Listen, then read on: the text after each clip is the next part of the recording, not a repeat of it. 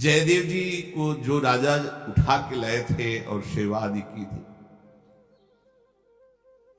तो उनकी पत्नी ने प्रार्थना की कि जब महाराज यहां हैं तो उनकी पत्नी को भी, तो जयदेव जी की प्रिया पद्मावती जी को किंदु बिल्व नाम के आश्रम से लिवा लाए। तो रानी के समीप बैठी थी। कुछ ही दिन हुए थे तो सूचना गई कि रानी के भाई जो एक राजा थे वो पधार गए, तो उनकी जो अर्धांगिनी थी वो चिता में जलकर भस्म हो गई। तो पद्मावती जी से कहने लगी कि हमारी जो मातृपक्ष बड़ा तेजस्वी, देखो ना वो सती हो गई। उनका तुमको हमने बताया कि हमारे भाई राजा थे वो पधारे तो उनकी रानी सती हो गई, तुमने प्रशंसा क्यों नहीं की? जीवन भर उनके लिए जीवन धारण करके तड़पना ये बड़ी बात है। और प्रेम तो उसे कहते हैं, अगर प्राण ही निकलना है तो सुनते ही प्राण निकल जाए। अपने प्यारे का विछोह सुना कि प्राण निकल गए। महाप्रभु हरिवंश चंद्र जी की जे भी ये रसिकों को सूचना मिली कि महाप्रभु अंतर्धान हो गए, तजे तिही छिन प्राण, दोबारा सांस नहीं आई। कितने ऐसे महापुरुष थे जो ही सुना कि महाप्रभु हितजू महाराज अंतर्ध्यान हो गए तो बस जो जैसी निष्प्राण हो गए। तजे तिही छिन प्राण, समय प्राण निकल। प्राण त्यागने के लिए कोई उपाय थोड़ी करना, प्राण प्यारे अंतर्ध्यान हो गए, जो जहां वैसे ही प्राण छूट गए। प्रेम एक अलौकिक वस्तु है।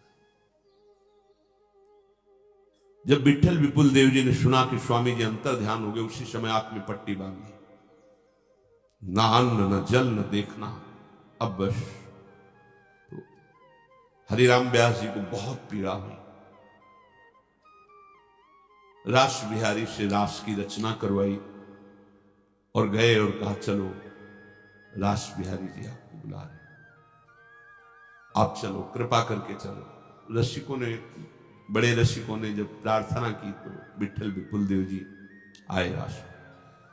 रास बिहारी ने कहा देखो ना मुझे। हरिराम व्यास जी ने पीछे से पट्टी खोली, जी देखा और कहा स्वामी जी कहां है? क्योंकि ललिता स्वरूप से स्वामी जी कहां है? तो किसी के मुख से निकल गया वो तो अंतर्ध्यान हो गया, फिर मेरा जीवन क्या? वही प्राण छूट गया। पद्मावती जी ने कहा प्रेम इसे कहते हैं, अपने प्यारे के वियोग की बात सुनते ही या तो प्राण निकल जाए या विषय विरह को धारण करके वो जीवन जिए, उसकी सराहना है। रानी को बहुत बुरा लगा कि हमारे भाई की पत्नी की बड़ाई नहीं सह सकती, क्योंकि वो इस बात से अपरिचित थी प्रेम से। तो उन्होंने कहा अच्छा, राजा से कहा हमारा सहयोग करो, मैं इनकी परीक्षा लेना चाहती हूं। आप स्वामी जी को लिवा जाए वन बिहार के लिए और वहां से सूचना भेजे सेवक के द्वारा कि स्वामी जी परम धाम को पधार गए, फिर देखते हैं इनकी हालत क्या होती है। ऐसा ही किया। सेवक भाग के आया, बहुत दुख की बात हो गई, स्वामी जी महाराज को पधार गए जयदेव जी। नहीं, वो तो वन विहार कर रहे हैं। एकदम मुस्कुराती हुई पद्मावती जी, नहीं, वो पूर्ण स्वस्थ हैं और राजा के साथ भगवद वार्ता करते हुए वन विहार कर रहे हैं। चुप। तो उनका आपको कैसे पता? बोले जब दूर हो तो वो तो हमारे नेत्रों के सामने प्रतिपल विलसते रहते, मुझे दिखाई दे रहा है मेरे प्रीतम तुम्हारे राजा के साथ भगवद वार्ता करते हुए वन विहार कर रहे हैं। राजा ने कहा मान लो भारी अपराध बना, इनके साथ तुम ऐसा मजाक कर रहे हो, विनोद कर रहे हो। ये अब रानी का स्वभाव। फिर एक दिन कहा कि हमारी समझ में नहीं आया, एक बार आप बिल्कुल वैसी सीन बनाइए और भागती हुई वहां से कई लोग आवे और फिर ऐसा आया सोचा। तो कुछ समय व्यतीत होने के बाद भागते हुए लोग आए, स्वामी जी परमधाम पधार गए। पद्मावती ने सोचा कि परीक्षा लेना चाहिए। कहा हा प्रभु, तत्काल शरीर छूट गया, बिल्कुल जो शव स्थिति वही पद्मावती। जांच कराई, अब तो सब घबरा गए। श्री जयदेव स्वामी से कहा कि अपराध बन गया ऐसा ऐसा। तो कोई बात नहीं। आए और अष्टपदी का गान, जो ही गान किया तो हा श्याम सुंदर उठ के बैठ गए। भगवत प्रेमी महापुरुष की स्थिति को साधारण कोई नहीं जान सकता। अगर हमारे हृदय में भगवत प्रेम है तो कुछ अनुमानता हम जान सकते हैं, अगर प्रेम नहीं है तो बिल्कुल नहीं जान सकते। और सब साधनों का सुंदर फल प्रेम है। प्रेम एक दिव्य वस्तु है। ये जब हृदय में स्फुरित होता है तो रिद्धियां, सिद्धियां, मोक्ष, वैभव, ये सब कड़ुआ लगने लगता है। इसीलिए प्रेम का पथिक तो कोई बिरला ही होता है। कोई भोगों की चाह करता है, कोई सिद्धियों का चमत्कार दिखाना चाहता है, कोई अपना कल्याण मोक्ष चाहता है। प्रेम तो कोई बिरला ही करता है। प्रेमी जनों को तो अपने प्रेमास्पद का स्मरण इतना प्यारा लगता है कि प्रभु भी आदेश कर दे तो नहीं भूल पाएगा। अगर प्रभु कर दे, कह दे कि तुम्हें हमारी कसम है, तुम हमारी याद न करना, तो वो ये कसम निर्वाह नहीं कर सकता। फिर और भोगों की तो बात ही जाने दो। उसको अपने प्रभु की चरण धूलि में लौटने में इतना सुख मिलता है जो परम पद में भी नहीं।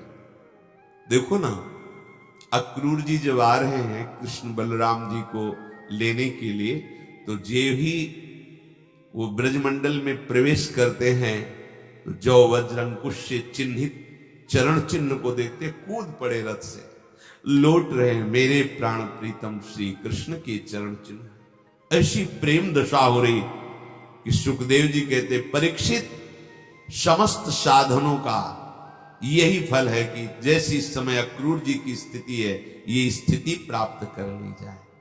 इसीलिए वृंदावन के रसिक जन प्रिया प्रीतम से भी यही मांगते हैं कि इसी धूल में हम लौटते हुए प्राण त्याग करें।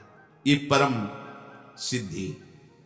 जय श्री भट्ट धूल धूसर तन ये आप। लाला बाबू जी ने तो गजब कर दिया, बड़े महान संत हुए हैं। लाला बाबू जी ने कहा, जब हमारा शरीर छूटे तो हमें कोई कांधे पे न ले, ये ब्रजभूमि है।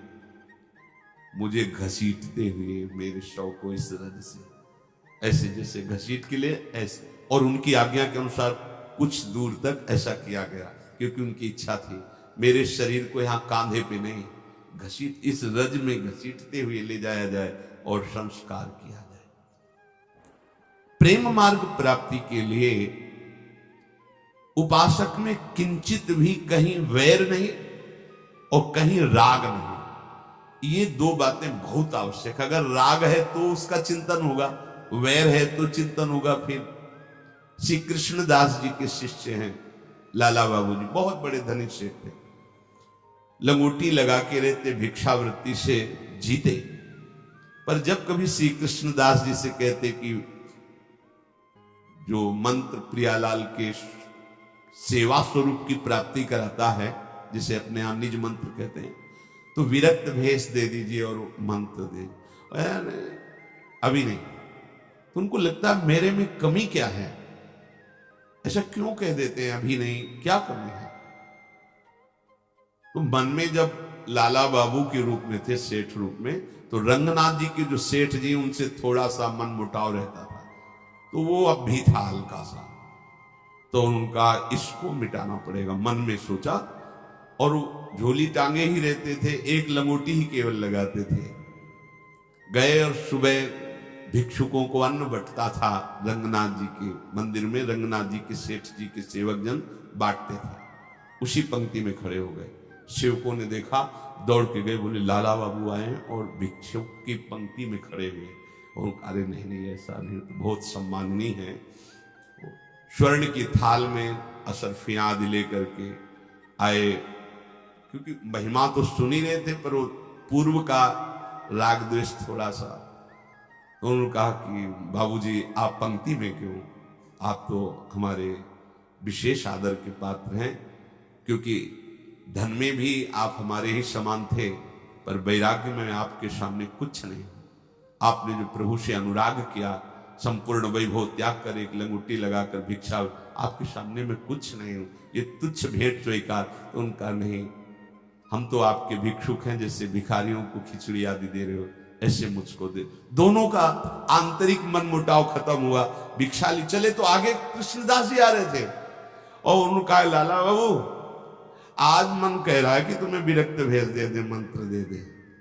थोड़ा भी द्वेष, थोड़ा भी कहीं राग, वो हमारे अनन्य चिंतन में बाधा पहुंचा देता है। राग द्वेष रहित चित्त निरंतर प्रभु के सुमिरन में